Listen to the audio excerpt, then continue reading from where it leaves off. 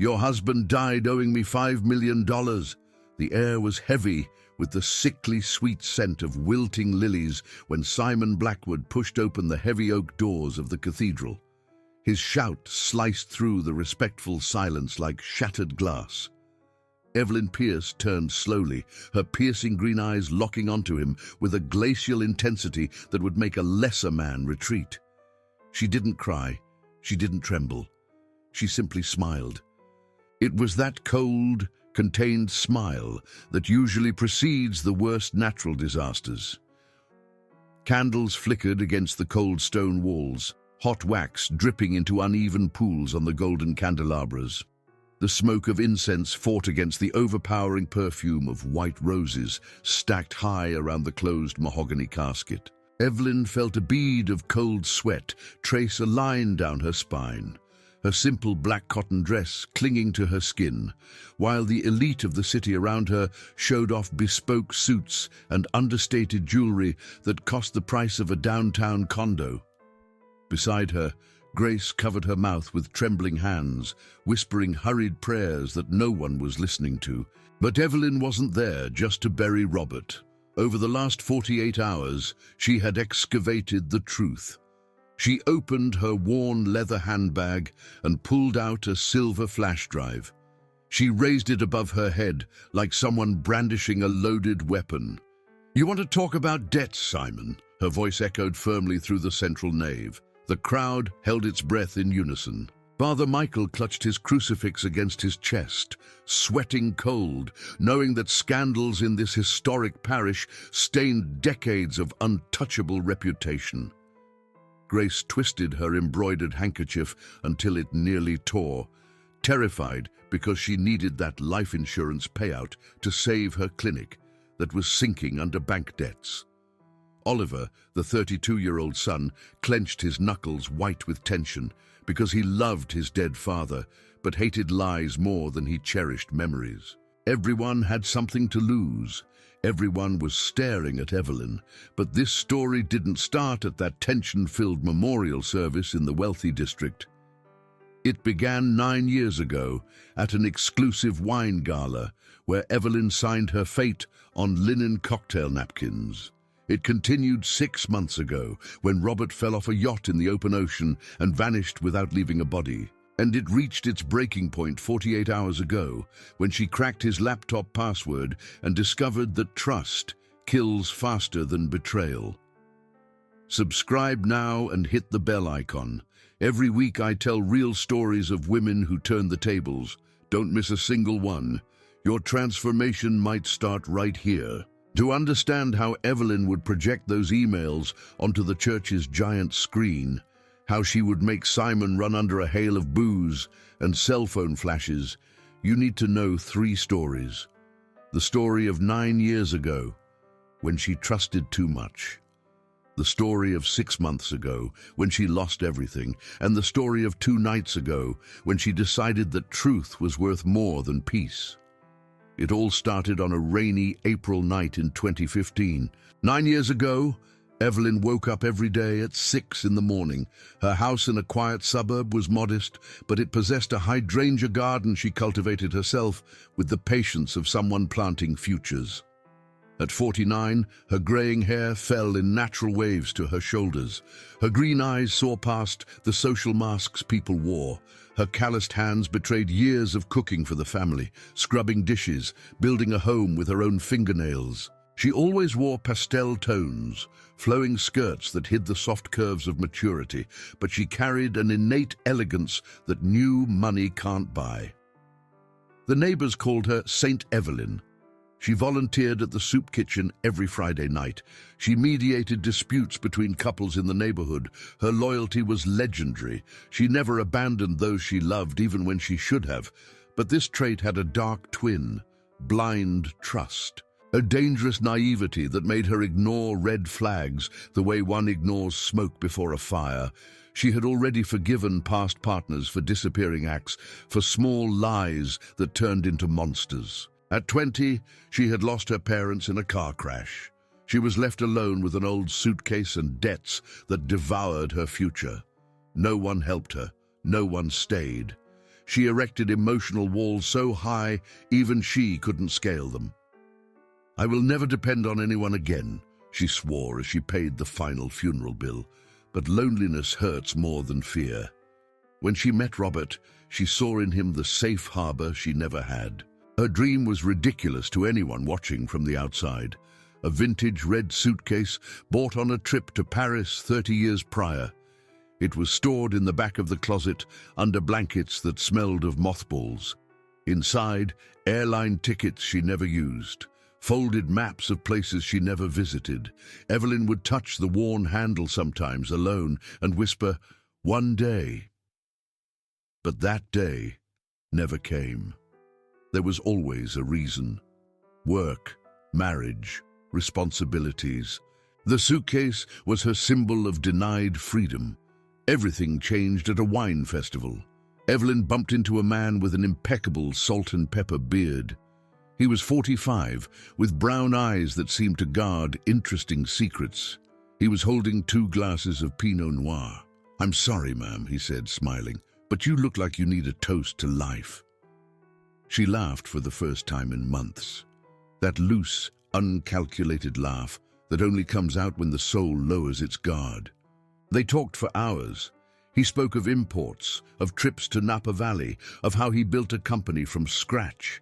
She spoke of hydrangeas and shelved dreams. The connection was instant, electric, frightening. "Evelyn, you are like a fine vintage," Robert said, leaning over the table, "deep, with notes that surprise with every sip." She rolled her eyes. "Don't come at me with cheap businessman metaphors. I can spot a sales pitch from a mile away." But she was smiling. "What if I prove I'm serious? Dinner with me tomorrow?" "Why me? Younger women fall at your feet." "Because you have a soul, not Botox. Truth, not a facade." Silence. Evelyn studied his face, looking for the lie. She didn't find it. "All right, but if you lie, I disappear. I promise total transparency." He extended his hand. She shook it. 3 months later, on a warm July night, they made a promise. They were lying in his bed, the window open, letting in the sound of the rain. "If the firm ever needs it," Evelyn whispered, "I'll sign whatever is necessary.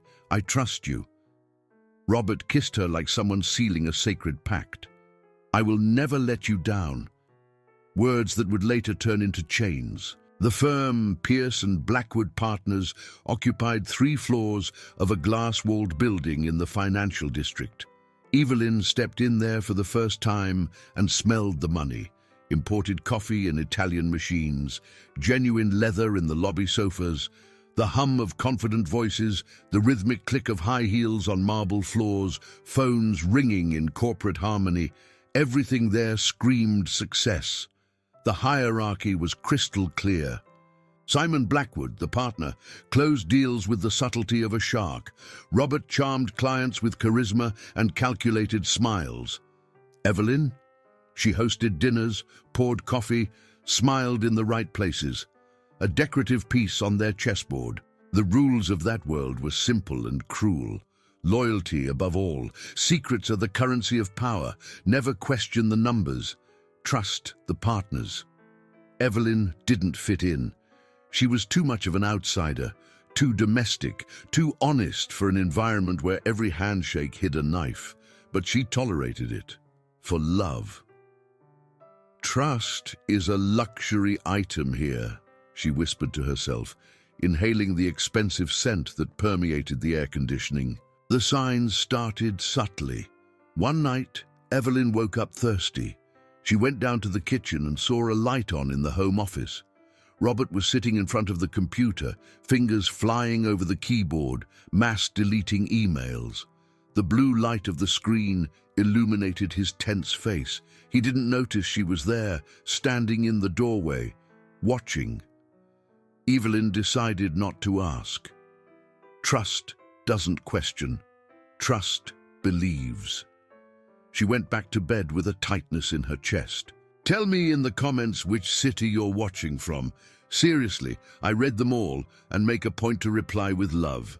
And leave a like if you're rooting for Evelyn. Weeks later, Simon called at 2 in the morning. Evelyn answered the phone on the nightstand. "Bob, the numbers don't add up. You need to cover this by Monday." His voice was urgent, almost desperate. Robert got out of bed, went into the hallway. Evelyn heard fragments. "I'll fix it. Trust me. No one will find out." When he came back, she pretended to sleep, but she didn't sleep. She passed the night staring at the ceiling, counting cracks, feeling the first thread of fear coil in her stomach. The last scene of peace happened on a Saturday in December. They had dinner by the pool at their weekend estate. Candles floated in the water. Jasmine perfumed the warm air. Robert made pasta, opened a bottle of vintage red, played soft jazz. "To us," Evelyn toasted, "forever." He held her hand with a strange force, almost desperate. "Forever." But there was a shadow in his eyes, something unspoken hovering between them like invisible smoke. They laughed, talked about renovating the house, planned a trip to the coast, but Evelyn felt it. That dinner tasted like a farewell. It was precisely this blind trust, this unconditional loyalty, this promise to sign any paper that would lead Evelyn 6 months later to make the most dangerous decision of her life. 6 months before the funeral, on a night of violent storms, the yacht the Aurora went down off the Atlantic coast.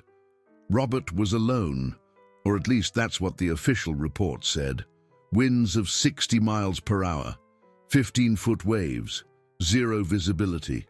The Coast Guard found debris floating 20 miles offshore, pieces of white fiberglass, an intact life ring, champagne bottles bobbing like messages without a sender, but no body.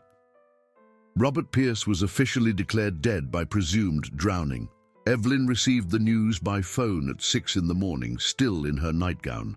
Her chest tightened, as if an iron claw were crushing her ribs one by one. The tears came hot, burning her face like acid, leaving trails of salt and despair. Her nails dug into her own palms until they broke the skin and drew blood. A primal scream tore through her throat.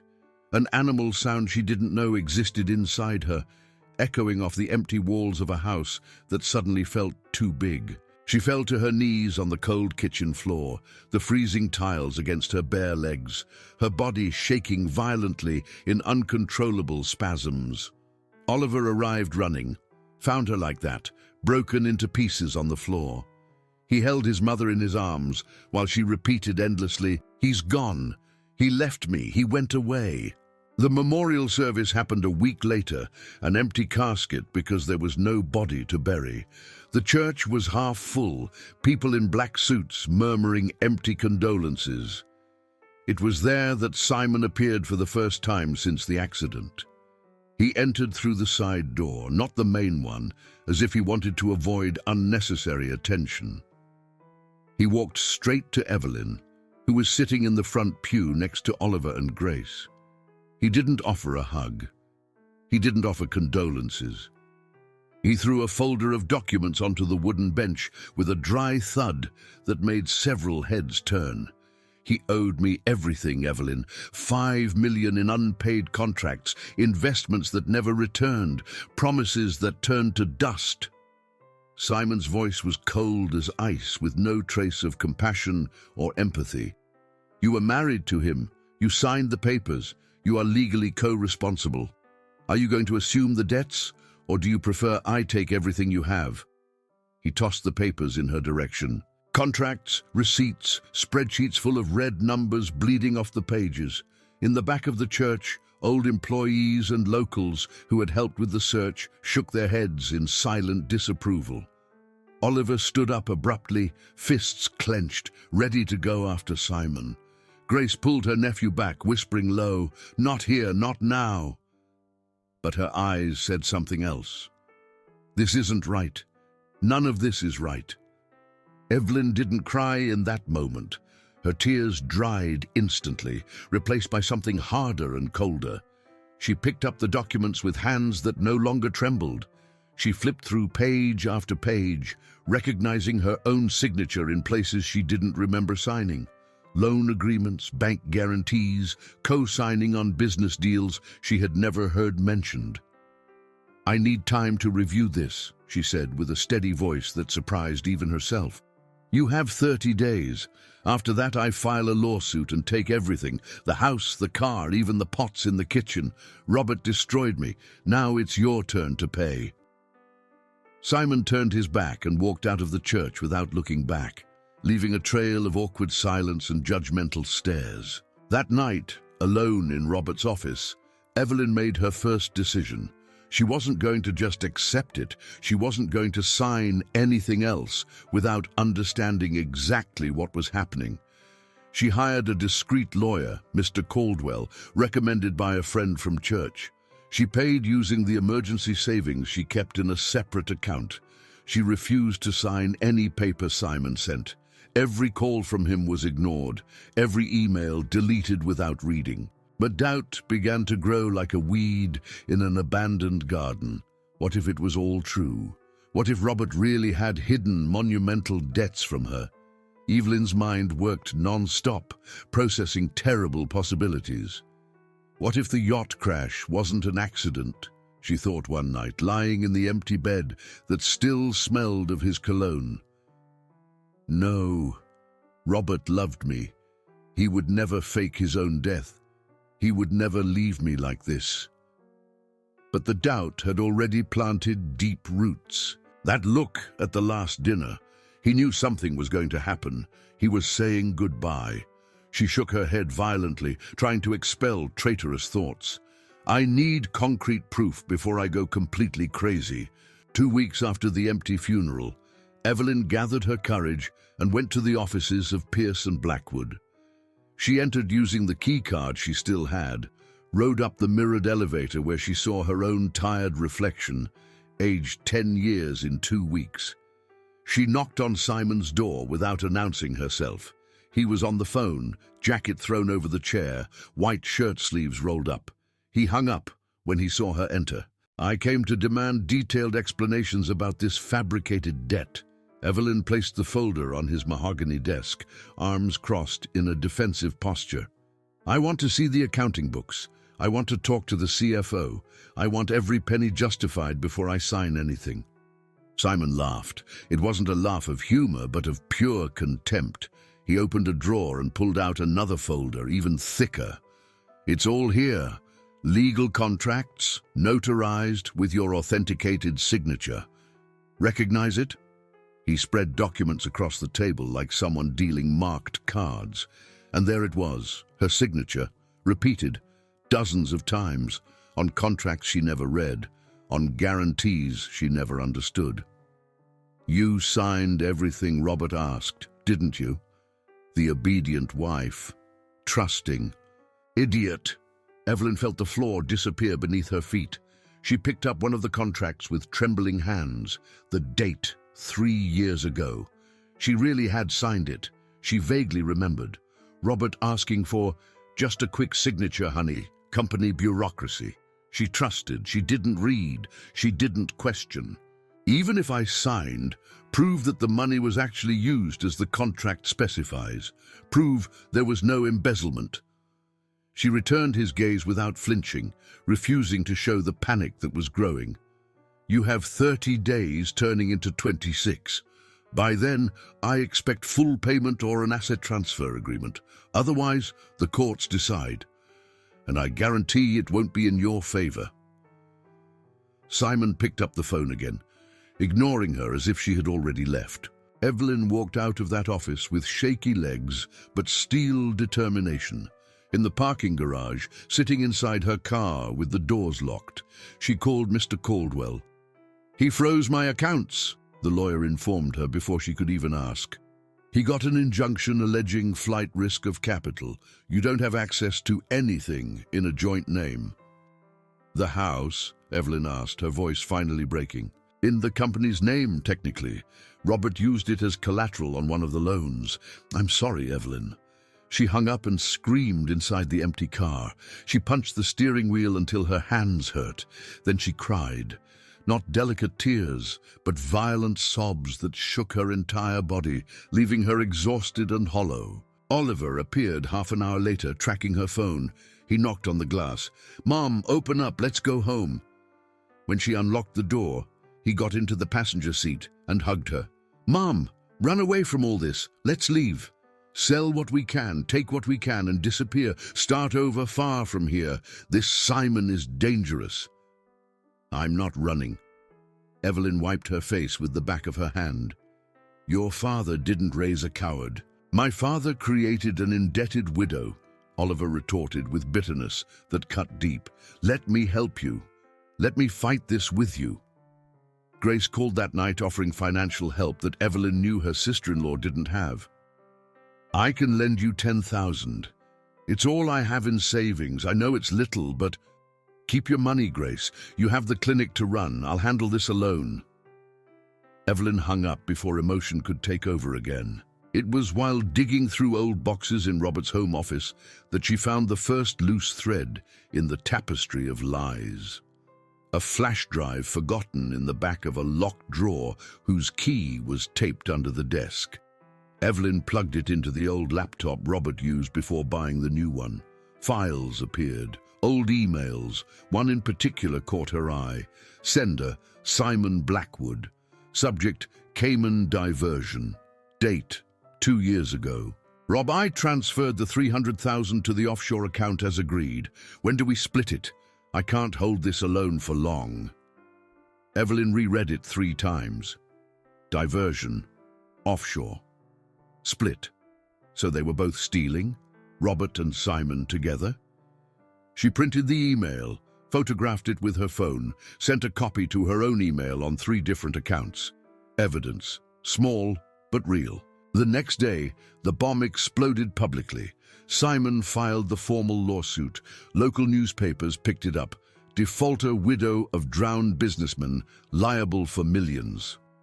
The headline was on the front page of the business section. An old photo of Evelyn smiling at a company event next to Robert, both looking like the perfect happy couple. The report painted her as an accomplice, or at the very least, negligent. The phone didn't stop ringing. Reporters wanting interviews, curiosity seekers wanting gossip. Evelyn unplugged the landline, locked herself in the house. But she didn't stay still.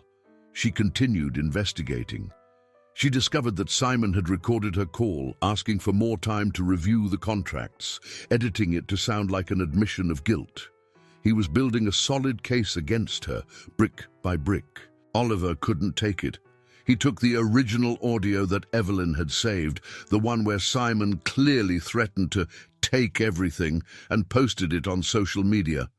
"My mother is being persecuted by my father's corrupt partner. Listen to the truth." The video went viral in 48 hours. Thousands of comments. Hashtag #Justice for Evelyn trending locally. Massive support from strangers, but also hate. She knew and is playing the victim. The rich wife always knows. Cheap theatre. Grace called, desperate, at 3 in the morning. "Oliver shouldn't have done that.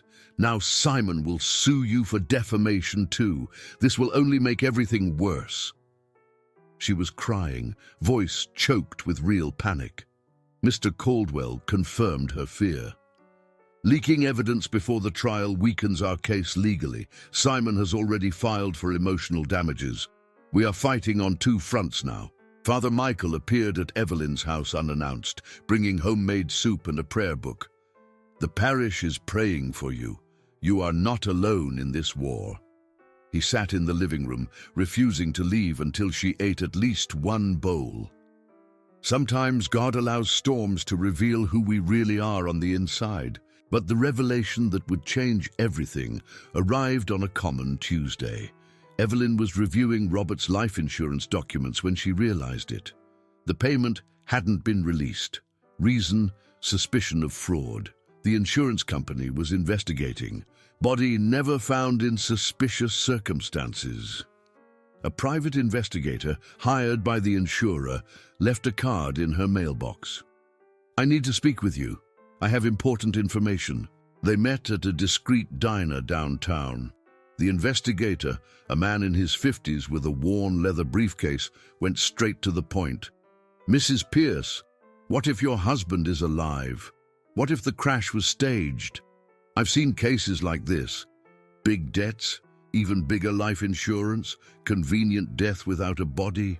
Evelyn's world spun. Impossible. I knew my husband. Did you? The investigator opened the folder. Photos. Robert at a bar 3 days before the accident, talking heatedly with Simon. They seemed to be arguing. Witnesses say they fought. Something about money and betrayal. Evelyn took the photos with trembling hands. Sudden memory, Robert whispering on the yacht a week before the storm while she pretended to sleep. I'm sorry, love. Forgive me for everything.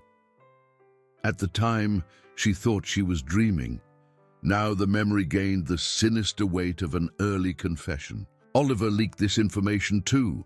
Posted online, insurance company investigates my father's death as possible fraud. What if Simon knows more than he says? What if there was foul play? The internet exploded. Conspiracy theories, fiery comments. A local TV program invited Evelyn for an interview. She refused. Father Michael visited again. Be careful, Evelyn. Public exposure can be a double-edged sword. Simon has power, connections, money to hire the best lawyers. But there was something else in the priest's eyes. Real fear. Men like him don't lose without fighting dirty. Grace appeared at the door, face swollen from crying. Evelyn, I need to tell you something I should have said years ago. They sat in the kitchen, hot coffee steaming in cracked mugs. Simon was blackmailing me. For 5 years, I pay him absurd interest to keep a secret about a medical error I made. A patient almost died because of my negligence. Simon found out, offered help, and since then, I've been trapped. She covered her face with her hands. He uses debts to control people. Robert found out. That's why they fought. That's why your husband died, Evelyn, because he was going to expose everything. The truth began to form like a macabre puzzle, scattered pieces finally finding their places. Robert wasn't stealing with Simon. Robert discovered that Simon was stealing alone, using the company as a front.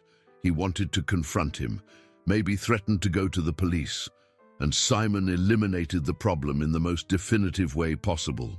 Evelyn felt something change inside her. It wasn't fear anymore. It was cold, calculated, lethal fury. He will pay for Robert, for you, for all of us. But what Evelyn didn't know yet was that Simon was already preparing the final blow.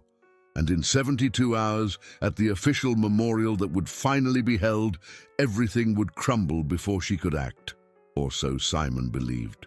Oliver couldn't sleep. His aunt's words echoed like a broken bell in his head. Simon blackmailing Grace for 5 years, his father discovering it and dying because of it. Rage burned like acid in his stomach.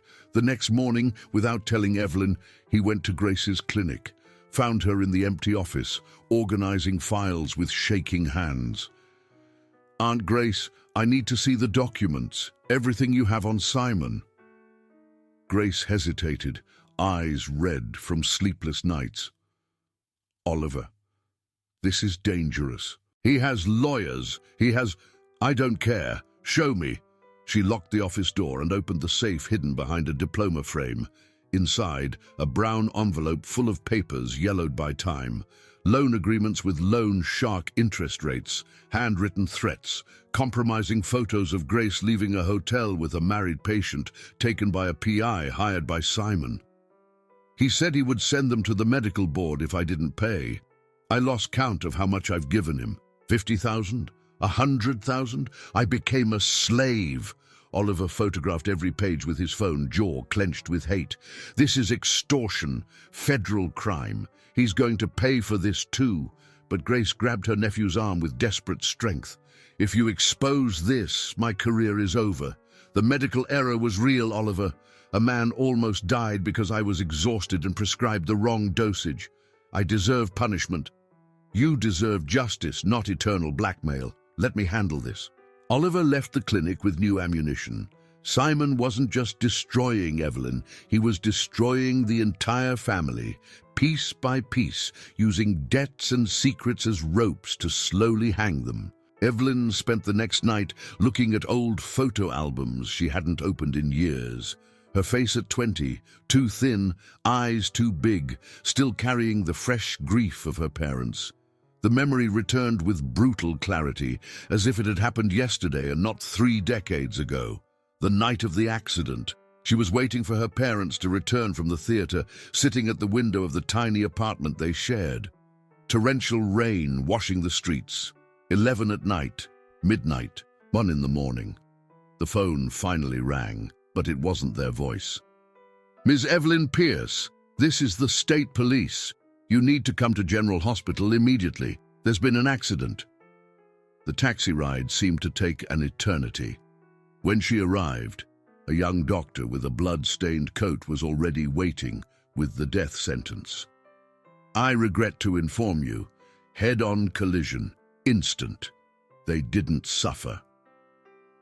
A white lie that didn't warm the cold that settled in her bones. In the following days, digging through papers for the funeral, she discovered the truth no one had the courage to tell. Her father had gambling debts, bet compulsively on horses, cards, anything that promised quick money. Hid it from his wife for years. When the car crashed, they weren't coming back from the theater, but from an illegal casino where he had lost his last dime. Her mother died without knowing who the man beside her really was. Evelyn swore that day, kneeling on a hospital floor, that she would never be the woman who didn't know, never live in the comfortable ignorance that killed her mother. And yet, 3 decades later, she married Robert and repeated exactly the same pattern, signing papers without reading, trusting blindly, closing her eyes to obvious signs. "I am just like my mother," she whispered to the empty room, voice breaking into 1,000 pieces. "I spent 9 years sleeping next to lies stacked like bricks. Did Robert laugh at me? Did he tell Simon about the idiot wife who signed everything? Was I a corporate joke?" She took the red suitcase from the closet, placed it on the bed, opened it slowly. The tickets to Paris were there, bought with the first decent paycheck she earned at 25. Never used. There was always an excuse. There was always someone needing her more than she needed herself. "Some women are born to be fooled," she said to her reflection in the mirror, tears flowing silently. "I am one of them." Oliver found his mother like that, sitting on the bed surrounded by old photos and expired tickets. He sat beside her without speaking. After a long silence, he said softly, "You're not an idiot, Mom. You're human. Dad was the monster." Evelyn shook her head. "Don't talk about your father like that." "Why?" "Because he died. Death doesn't turn bad people into saints. He used you. He used Aunt Grace. He probably used dozens of people. And Simon is the same. They learned together. Or Simon corrupted your father. Or they were 2 predators who found each other." Oliver took his mother's hand. "You didn't deserve this.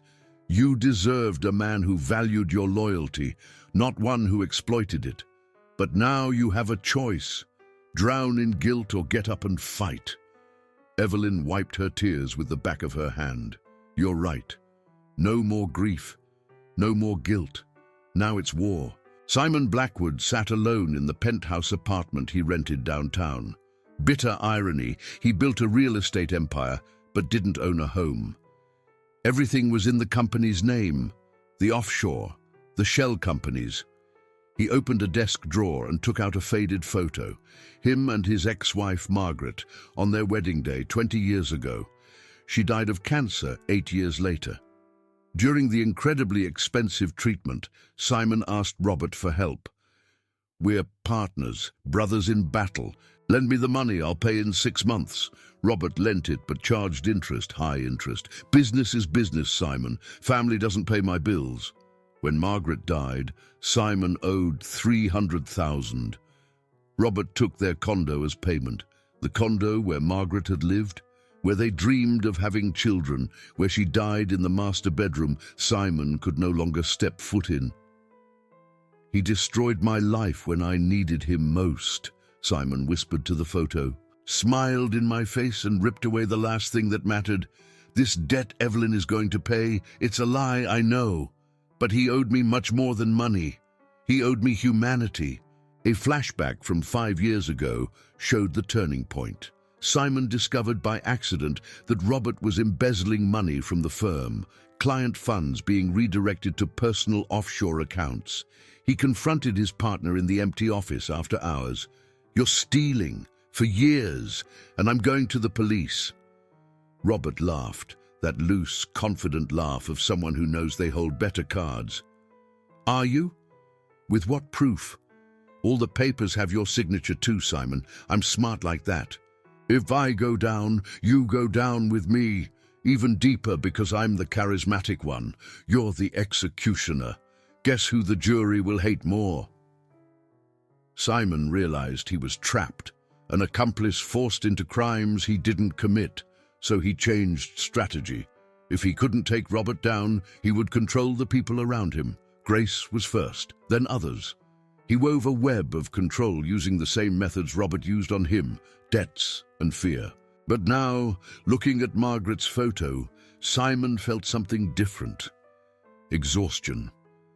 "This doesn't bring you back," he said to the smiling face in the photograph. "Destroying his widow doesn't pay back what I lost. But I can't stop either. Because if I stop, I admit that Margaret died without justice, and I can't bear that truth." He put the photo away, went back to the computer, continued planning Evelyn's destruction, even knowing it wouldn't bring peace. The media exploded in the following days. Talk radio debated the case. Bloggers made endless threads. Evelyn Pierce, victim or accomplice? Divided opinions cut through the internet like razors. Women her age know exactly what their husbands do. Feigning innocence is an insult. Another comment. Society always blames the wife. Man steals, woman pays. A special report on TV showed interviews with neighbors. She was always a good person, never saw any malice, but also lived too well not to know where the money came from. Evelyn was accosted by a journalist at her front door, camera in her face, microphone shoved into her personal space. "Mrs. Pierce, any comments on the accusations?" She pushed the camera away, went inside, slammed the door. The video went viral. Aggressive widow refuses to answer. Edited to look like a guilty woman fleeing the truth. A client of the small cake business Evelyn ran online cancelled a large wedding order. "I don't want to associate my happy day with all this controversy. Sorry." Others followed. Private messages on social media overflowed with hate. "Scammer. Gold-digging widow. You're going to pay, bitch." Evelyn stopped opening social media, stopped answering the phone, installed cameras at the house because neighbors started looking at her differently. Oliver brought a new lock, installed an alarm. "Hate on the internet leaks into the real world, Mom. We need to be careful." Father Michael published an open letter defending her on the parish website. "I've known Evelyn for 15 years. Her character is immaculate. Judging without knowing is a modern sin our generation has mastered with shameful skill. It helped, but it didn't put out the fire." Mr. Caldwell called with devastating news. "Evelyn, Simon forged a will. A document appeared claiming Robert left everything to settle debts with him. The signature looks perfect. His handwriting expert confirmed authenticity." Evelyn sat down heavily. "How is that possible?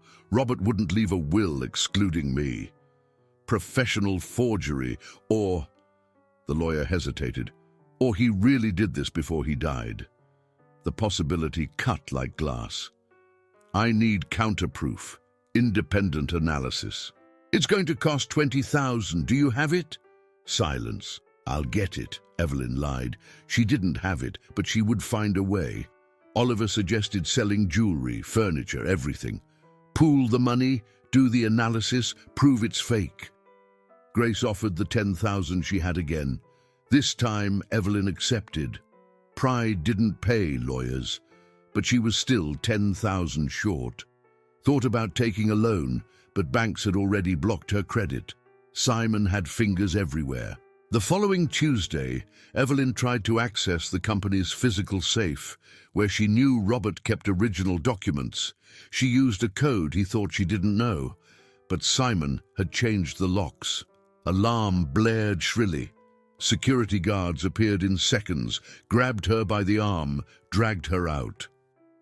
"Trespassing on private property, ma'am. Police will be called." Simon appeared in the lobby, smiling victoriously. "Evelyn, Evelyn, desperation doesn't look good on you, but I understand. When criminals are cornered, they do stupid things. You changed the will, you forged it. Prove it," he whispered too close to her face. "Oh, wait, you can't, because you don't have money for the expert, because I controlled everything. Checkmate." She spat on his shoes. Childish and useless act, but satisfying. "That's assault," witnesses saw. Simon pulled out his phone. "I'm filing for a restraining order. Trespassing and assault. 2 crimes in one day. Congratulations." Evelyn left there certain she had lost. Sat in her car, hands shaking too much to put the key in the ignition. "It's over. He won.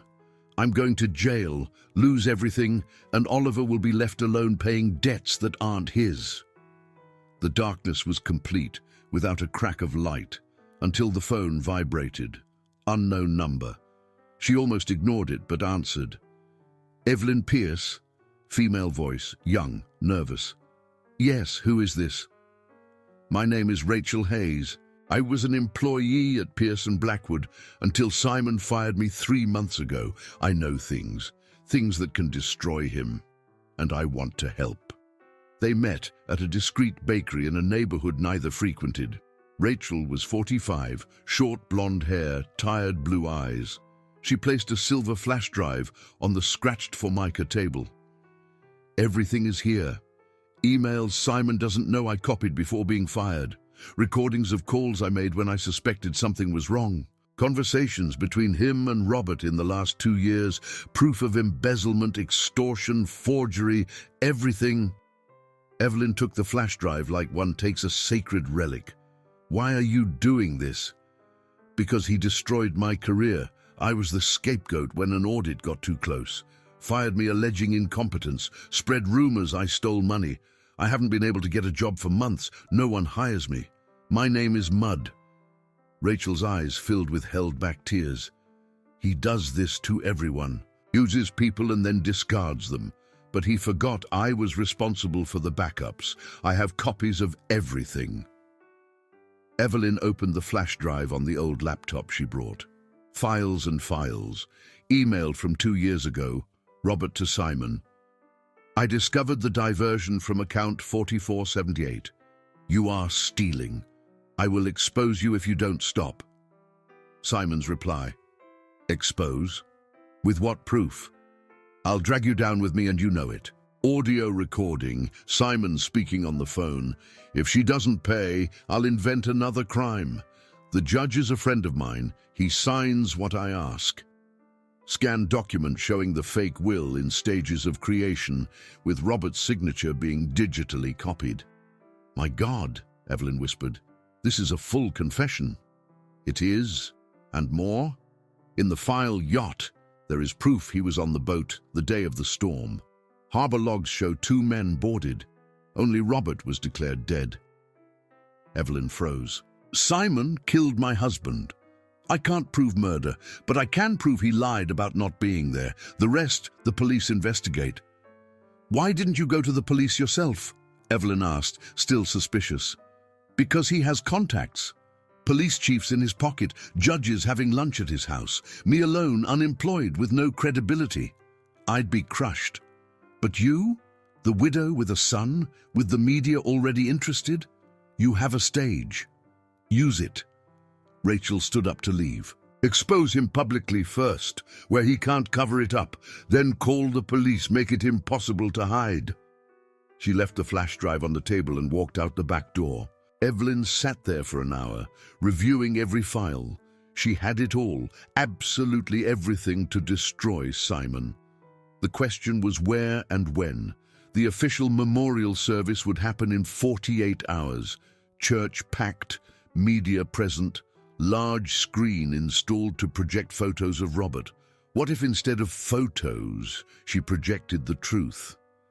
"It's risky," Oliver said when she told him the plan. "It could go wrong." "Or it could go right," Evelyn replied with a smile she hadn't had in months. "Will Father Michael allow it? He wants justice as much as I do. He'll allow it." For the first time since Robert's death, Evelyn felt hope.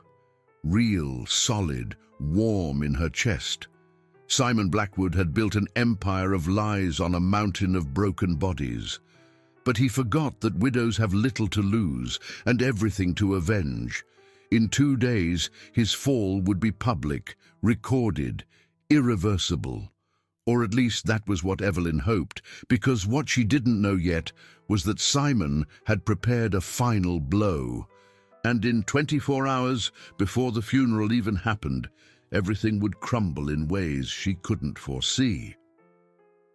Oliver's arrest happened at 5 in the morning, 24 hours before the funeral. Evelyn woke up to violent pounding on the door, 6 officers with a warrant. "Oliver Pierce is being arrested for trespassing, falsifying evidence, and defamation." "What?" Evelyn was still in her nightgown, hair disheveled, mind trying to process. "My son didn't do any of that. We have a court order. Where is he?" Oliver came down the stairs in pajamas, hands raised. "It's okay, Mom. It's a mistake. It will be resolved." But his eyes said differently. Real fear pulsed there. They cuffed his wrists. The metallic sound of the click echoed through the house like a gunshot. Evelyn followed to the cruiser barefoot, screaming, "He's innocent! It was Simon! He forged everything!" Neighbors came out to their windows, phones filming. More fuel for the media circus. Oliver got into the car, looked through the back window at his mother. "Don't sign anything. Don't give up. Promise." She nodded, tears already blurring her vision. The precinct was a grey building with dirty walls and the smell of cheap disinfectant mixed with decades of sweat. Evelyn waited 4 hours to see him. When they finally allowed it, Oliver was sitting in a cramped room, hard plastic chair, handcuffs replaced by zip ties on his wrists, deep circles under his eyes like craters. "Simon filed a criminal complaint," he explained with a tired voice. "Says I broke into his office, stole confidential documents, spread lies. He has witnesses, employees who swear they saw me there. Lies. Of course it's lies, but he has money to buy witnesses. What do I have? Leaked audio that his lawyer says is edited." Evelyn held her son's hands across the cold metal table. "Mr. Caldwell will get you out of here." "Mr. Caldwell resigned from the case this morning, Mom. Received pressure. Didn't explain from whom, but we know." The floor disappeared beneath Evelyn's feet. "So what do we do?" "You continue. Forget about me. Project the emails tomorrow at the funeral. Finish him. I won't abandon you. It's not abandonment, it's strategy. Save yourself first, then save me." Evelyn left the station and fell apart. Not gradually, but all at once, like an imploded building. She fell to her knees on the dirty sidewalk, in the cruel midday light. Violent nausea rose in her throat. She vomited right there, in the middle of the street, in front of passers-by who looked away in disgust. Her hands shook so violently she couldn't hold the railing to stand up.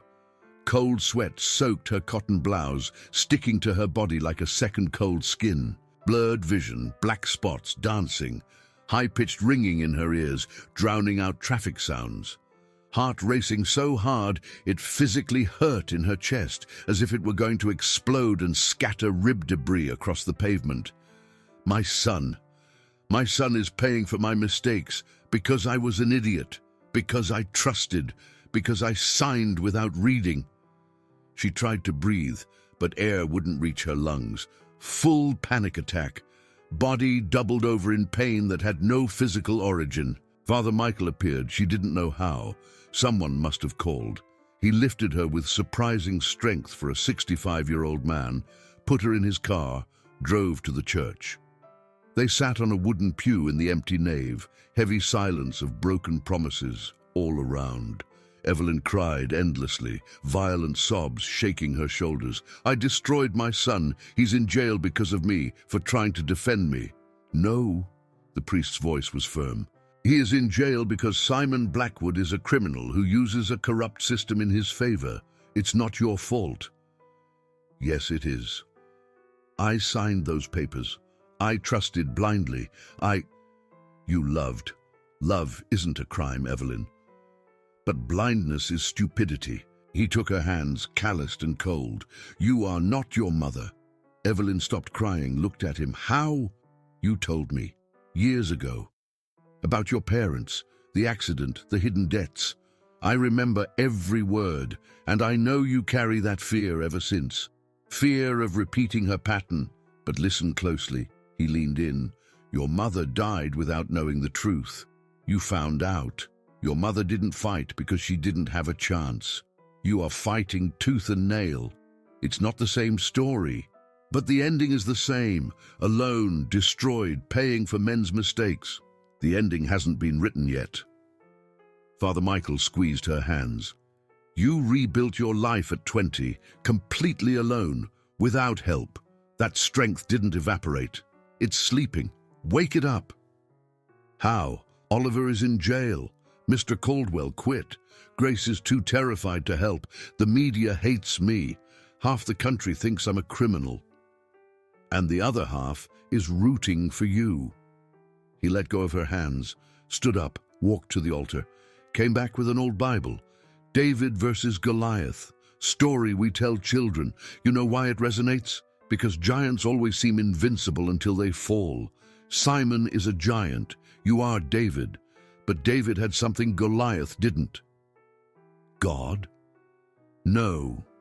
He had nothing to lose. Goliath had a reputation, an army, expensive armor. David had a rock and a sling. When you have nothing, you fight differently. You fight without fear of losing because you've already lost." Grace appeared at the church half an hour later, carrying an old cardboard box. "I found this in the clinic basement, old company documents, from when Robert and Simon started, before everything rotted." She placed the box on the pew. Evelyn opened it. Original contracts. One in particular caught her eye, Simon's signature forged 10 years ago on a property purchase document. The handwriting was different from his, noticeably. "He's been forging signatures forever," Grace said quietly. "Robert showed me this once, laughing, saying it was normal in the business world. I kept it because I thought it was wrong. Never knew what to do with it." "This proves a pattern of behavior," Evelyn said, mind starting to work again. "An expert can compare it with the fake will, shows he has a history." "Exactly." Grace sat next to her sister-in-law. "I'm sorry it took so long. I was afraid. But fear made me an accomplice." "Enough. The funeral is tomorrow," Evelyn said, looking at the priest. "Will you still let me do this? Project the emails?" "The church is a house of truth. Truth always has a place here.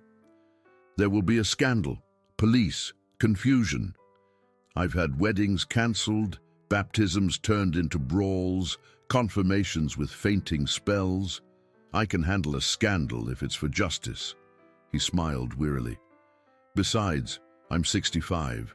I retire next year. Let them fire me for doing the right thing." That night, alone in the house she would soon lose, Evelyn made a definitive decision. She wasn't going to run anymore. She wasn't going to hide anymore. She wasn't going to let powerful men decide her fate. She opened Rachel's flash drive, organized the emails in perfect chronological order, the worst ones first, the most shocking in the middle, the confession about the yacht at the end, created a simple presentation, no frills, just text on a black background, words that would speak for themselves. Tested it on the laptop. It worked, saved it on 3 different flash drives in case one failed. prepared a short speech, rehearsed in front of the mirror. "My name is Evelyn Pierce. For 9 years I trusted the wrong man. Today I show who he really was and who killed him." Voice steady. No crying, no drama, just raw truth. She laid out her clothes for the funeral, the simple black cotton dress, the same one she would be wearing at the beginning of this story when everything would explode. Washed her face, combed her grey hair back, pinning it in a low bun, looked in the mirror, saw a different woman than the one she was 6 months ago. Older, more tired, but infinitely stronger. Took the red suitcase from the closet one last time before the plan, touched the worn handle. Not yet, but soon. Put it back. First the war, then freedom. She called Rachel. "It happens tomorrow, 2 p.m., St. Jude's Cathedral. If you can, show up, be a witness." "I'll be there," Rachel promised. Called the cell phone Grace used for emergencies. "Bring the old documents, all of them. Give them to the police who will be there." "I will." Thought about calling Oliver in jail, but visits weren't allowed at night. Sent a message through the new public defender who took the case pro bono after seeing the story on TV. "Tell him I end this tomorrow, for both of us." She lay in bed, unable to sleep, mind spinning scenarios. What if the projector didn't work? What if Simon managed to turn it off before people saw? What if no one believed it? What if the police arrested her instead of him? What if? Fear tried to paralyze her, but something stronger grew underneath. Anger. Cold, calculated, useful anger. Not the hot anger that explodes and destroys without thinking, but the cold anger that plans every move like a chess player 10 steps ahead. Simon Blackwood had taken her husband, her son, her peace, her reputation, her future. Tomorrow, she would take from him the only thing he valued more than anything: his power, his impunity, his mask of a respectable businessman. At 5 in the morning, she gave up on sleeping, got up, made strong coffee, sat at the kitchen table with the 3 flash drives in front of her. "Robert, if you're watching from somewhere, help me today. Give me courage. Forgive me for the years I believed in you without questioning, and rest knowing that the man who killed you will pay." Touched the wedding ring she still wore. Took it off for the first time since the wedding. Put it in the drawer. Some chains need to be broken before the battle, and that was when Evelyn did what no one expected. She turned a funeral into a courthouse, turned grief into a weapon, turned the silence of an obedient widow into the scream of a woman who had nothing left to lose and everything to gain. The final confrontation was about to begin, and Simon Blackwood, sitting in his office at that moment, reviewing the emotional speech he would give at the funeral about his friend and partner wronged by a malicious widow, had no idea that in a few hours his empire of lies would crumble in the public square, filmed by dozens of phones, impossible to erase or hide. St. Jude's Cathedral was packed at 2 in the afternoon. Varnished wooden pews occupied to the last spot, people standing in the side aisles, journalists with discreet cameras in the back. Robert's closed casket rested in the center of the altar, covered in white roses that perfumed the air with sickly sweetness. Tall candles burned on the sides, wax dripping in white rivers. The large screen was installed behind the altar, immense, ready to project photos of Robert during the ceremony. Simon Blackwood was already there, sitting in the front row on the right side, impeccable black suit, grey silk tie, expression of studied mourning on his face. Greeting people with firm handshakes, whispering words of comfort about the irreparable loss of the great Robert, playing the role perfectly. Evelyn entered through the main doors at 2:15, the simple black cotton dress contrasted with the expensive outfits of the attendees. Grey hair tied in a severe bun, no makeup, no jewelry other than the wedding ring she had put back on that morning, not for love, but for strategy. The widow needed to look like a widow. She carried the worn leather bag containing the 3 flash drives. Grace entered behind her, pale but present. Rachel Hayes was sitting in the middle of the church, anonymous among strangers, nodding discreetly. Father Michael waited at the altar, hands crossed over the Bible, eyes transmitting silent strength. Simon turned when he felt Evelyn's presence, smiled, that confident predator smile, stood up, walked to her as if to offer condolences. "Evelyn, I'm glad you came. I know it's been hard to accept reality, but..." She walked right past him without answering, walked to the altar with firm steps that echoed on the marble. Father Michael extended his hand. She handed him one of the flash drives discreetly. He plugged it into the laptop hidden behind the pulpit, already connected to the projector. All set. The ceremony began normally. Father Michael spoke about loss, about memory, about legacy, invited Simon to say a few words. He stood up, adjusted his tie, walked to the microphone with the confidence of someone who commands stages. Robert Pierce was more than a partner. He was a brother. We built an empire together, based on trust and loyalty. His voice echoed through the speakers, deep and controlled. Unfortunately, his premature departure left unresolved issues, debts that... Evelyn stood up. The abrupt movement made heads turn. Simon stopped speaking. "Yes, Evelyn?" Condescending tone. "Want to say something?" "I do." She walked to the altar, climbed the 3 marble steps, stood next to the casket, took a small remote control from her bag that the priest had handed her minutes before. "You spoke of trust, Simon, of loyalty. I'm going to show everyone here what those words mean to you." She pressed the button. The screen lit up. The first email appeared in white letters on a black background, huge, impossible to ignore. From Simon Blackwood to Robert Pierce. Subject, Cayman diversion. "Rob, I transferred the 300,000 to the offshore. When do we split it?" A murmur ran through the church like a wave. Phones went up, started filming. Simon took a step forward. "This is forged. Turn that off now." Tried to climb the altar. Father Michael blocked him physically, 65 years old but solid. "Let her speak." Second email. From Robert Pierce to Simon Blackwood. "I discovered the diversion from account 4478. You are stealing a loan. I will expose you if you don't stop." Third email. Simon's reply. "Expose? I'll drag you down with me, and you know it. I have your signatures on everything." Evelyn looked at the crowd, not at Simon. "My husband didn't owe me $5 million. My husband discovered that Simon Blackwood had been stealing from the company for years, and when he tried to confront him, he was killed." The silence was absolute now, cutting like glass. Fourth email. Audio recording began to play. Simon's voice on the phone. "If she doesn't pay, I'll invent another crime. The judge is a friend. He signs what I ask."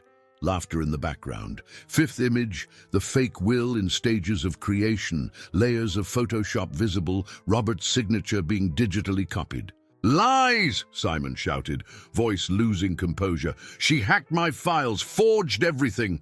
But sweat poured down his forehead. Hands shook. Sixth proof. Harbor registry showing 2 men boarding the yacht, the Aurora, on the day of the storm. Robert Pierce and Simon Blackwood. "You were on the boat," Evelyn said, voice firm as rock. "Said you weren't. Lied to the police. Lied to the insurance company. Lied to me." Simon recoiled, stumbled on the steps, almost fell. "It was an accident. We argued, he lost his balance, fell, it wasn't stopped," realized too late. He had confessed. The church exploded in voices, people standing, cameras filming, journalists shouting questions. Evelyn stepped down from the altar, walked straight to Simon, stood inches from his face. "You killed my husband, jailed my son, destroyed my family. Why? For money you didn't even need." Simon looked at her, and for the first time, the mask fell completely. Because he destroyed my life first, took my house when Margaret was dying, charged interest on grief, smiled while I begged. He was a monster, Evelyn, and you never saw it because you were blind with passion. Then show me the proof. Show me the contracts of this loan. Show me that he really charged abusive interest. Silence. Simon had no answer. You don't have it, do you? Because you invented that too. Built a narrative of righteous revenge to justify murder. He deserved it, Simon screamed, losing total control. Deserved to die alone in the sea like the rat he was, and you deserve to pay for being idiot enough to marry him. Took a threatening step towards her. Oliver appeared out of nowhere, coming out of the crowd. He had been released an hour earlier when the evidence started circulating, pushed Simon back. Touch my mother and I forget we're in a church. Grace came up too, stood next to Evelyn. You blackmailed me for 5 years, Simon. Bled me until I almost went bankrupt. Here are the documents. Threw the folder on the floor at his feet. Extortion, federal crime, another one for the list. The church doors opened. 4 police officers entered, led by a female detective with short hair and a serious expression.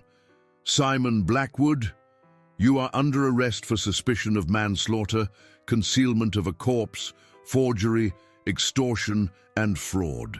You have the right to remain silent. Handcuffs closed on his wrists with a final metallic click. He looked around, looking for allies, support, anything. Found only looks of repulsion, phones filming, witnesses to his fall. This doesn't end like this. I have lawyers. I have connections. Had, the detective corrected. Past tense. Since the videos leaked online 10 minutes ago, your powerful friends vanished. Rachel had streamed everything live, millions watching, impossible to cover up. Simon was dragged down the aisle of the church under boos, people spitting on the ground where he passed, camera flashes capturing every second of humiliation. He tried to cover his face, but it was too late. The image was already viral. The respectable businessman unmasked publicly, arrested at his own victim's funeral, bitter poetry of justice. When the doors closed behind him, silence returned gradually. Father Michael went up to the pulpit. Truth hurts, but it sets you free. Today we saw both. Looked at Evelyn. This woman lost a husband, almost lost a son, almost lost everything. But she didn't lose courage. She didn't lose her voice. Let her be an example to us all. Applause started slowly, then grew. Thunder of validation. Evelyn collapsed on the first pew, legs no longer holding her. Oliver sat next to her, hugged her. Grace on the other side, holding her hand. Rachel approached, knelt in front. We did it. We did it, Evelyn repeated, voice finally breaking into sobs of relief. The investigation was officially reopened. The district attorney took the case. Divers returned to the shipwreck site, found additional debris with signs of struggle. Forensics confirmed forgery on the will. Simon's offshore accounts froze, revealing millions embezzled over a decade. Grace and other victims of extortion came forward, encouraged by Evelyn's example. The web of corruption crumbled, taking with it a corrupt judge and a bought police chief. Dominoes falling in a satisfying cascade. Oliver was formally exonerated, all charges dropped with an official apology. Mr. Caldwell returned, ashamed, asking for forgiveness for abandoning the case. Evelyn accepted, because forgiveness frees the forgiver, not the forgiven. The house was legally returned, debts declared non-existent, life insurance paid in full. The press changed the narrative completely. Heroin widow exposes killer at funeral. Evelyn refused all interviews. She didn't want fame. She wanted peace. 2 weeks later, sitting in the kitchen with Oliver and Grace, having afternoon coffee, Evelyn finally smiled for real. It's over. It's over, Oliver confirmed. Now what are you going to do? She looked out the window, at the hydrangea garden starting to bloom again after months of neglect. I'm going to live, finally. But the story doesn't end with victory, because 6 months later, the scars still needed to turn into wisdom, and the red suitcase still waited in the closet, patient as always. 6 months after the funeral that turned into a courtroom, Evelyn was at O'Hare International Airport. The vintage red suitcase finally came out of the closet, no longer as a symbol of a postponed dream, but as a companion for a real journey. Inside, light clothes, passports, a ticket to Paris with a layover in Lisbon, the same city she planned to visit 30 years ago. This time, there were no excuses, no husband asking her to wait, no debts binding her, no fear paralyzing her. Just raw and scary freedom of someone who finally belongs only to herself. The house in the suburbs had been sold, not by legal obligation, but by conscious choice. Evelyn didn't want to live in a museum of false memories anymore. Bought a small one-bedroom apartment downtown, near cafes she liked and bookstores she frequented. The money recovered from the company, after justice unraveled Simon's complete fraud, was split. Half for Oliver to start his own life, 20% for Grace to settle the clinic's debts, the rest for Evelyn to rebuild existence from scratch, as she did at 20, but this time with the wisdom of someone who has fallen and gotten up multiple times. She reopened the cake shop, now in a small but charming physical space. Orders returned, first shy, then in an avalanche, when her story became synonymous with courage. Customers asked not just for cakes, but for advice. Women in their 50s, 60s appeared at the shop just to talk, to say that Evelyn's story inspired them to confront lying husbands, to open their own bank accounts, to read contracts before signing. She became a symbol unintentionally, didn't like the attention, but understood the weight, represented every woman who once trusted too much and paid dearly. Her hair, now completely grey without attempts to dye, was worn down. At 58, she embraced her age instead of fighting it. Wore colourful clothes for the first time in decades, vibrant reds, electric blues, solar yellows that made people turn on the street. "Mourning is over," she said when asked about the transformation. "In every sense." Oliver got married 4 months after the trial. The bride was a lawyer he met during the legal nightmare, one of the few who offered genuine help. The ceremony was simple, blooming garden, 20 guests. Evelyn crying real happiness this time. He opened a legal consultancy specialized in defending victims of corporate fraud. "My mother taught me that justice is not optional," he said in interviews. Visited Evelyn every week, brought flowers, sat in her kitchen drinking coffee and telling cases that could never be as dramatic as theirs. Grace transformed pain into purpose. The clinic not only survived, but thrived. She started weekly therapy, confronted her own demons, learned that an old medical error didn't define a whole life. Reconciled with the past by offering free care once a week to underserved communities. "It doesn't erase what I did," she admitted, "but it builds something better over the rubble." Had lunch with Evelyn every Sunday, sacred ritual of 2 women who survived the same hurricane. Father Michael renovated the church with an anonymous donation from Evelyn. New stained glass, restored pews, sound system that didn't hiss anymore. He retired officially, but continued celebrating special masses. Once a month, gave a sermon on courage of biblical and modern women, always mentioning Evelyn without saying the name. But everyone knew. She sat in the back pew, embarrassed and grateful at the same time. Rachel Hayes got a job at a tech startup that valued her experience and ignored the lies spread by Simon. Sued him civilly, won compensation that paid off debts accumulated during months of unemployment. Visited Evelyn occasionally, bringing expensive wines and stories of new beginnings. "We saved each other," she always said.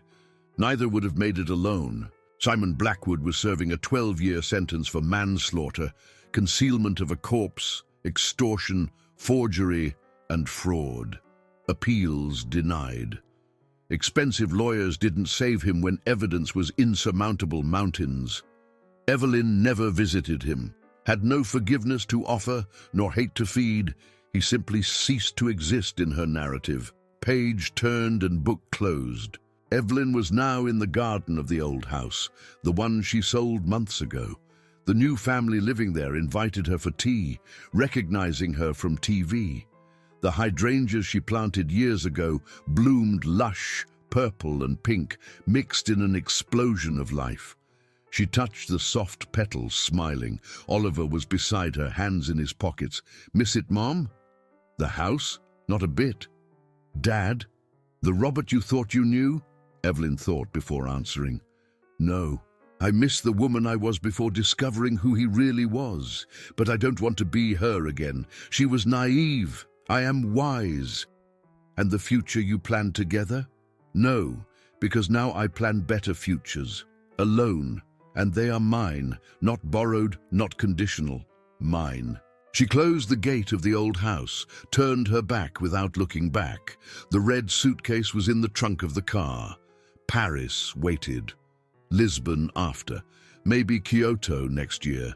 Maybe she'd come back, maybe not. For the first time in decades, the future was an open question instead of a predetermined path. Evelyn's journey teaches universal truths that resonate especially for women who have lived enough to accumulate scars.